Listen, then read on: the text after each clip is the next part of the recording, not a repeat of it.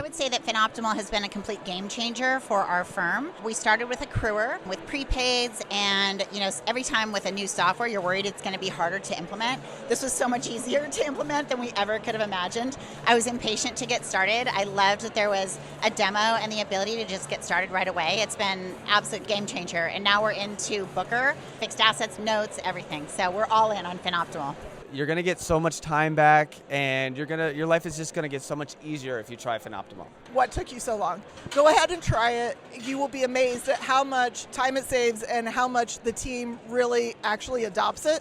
So in a lot of softwares, I know it's always one new thing, but in this one, we found a lot of success with the team. They actually love it, and it really does save time. So if you're not using Accruer, the compelling reason you should use it is so that you don't actually forget to do that. The accruals and the deferrals will go in the file. For the period, that's what I would say. No, definitely use it. Saves you a ton of time. One of the best products in my tech stack for sure. My team loves it. I love it. Makes things really simple to capture any data you need. I would say definitely give it a try, especially if you have a lot of deferred revenue. Their software is a game changer for that.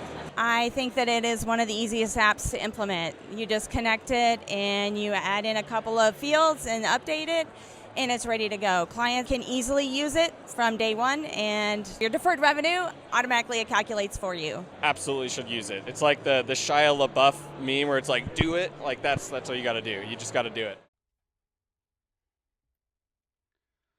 Do it! Just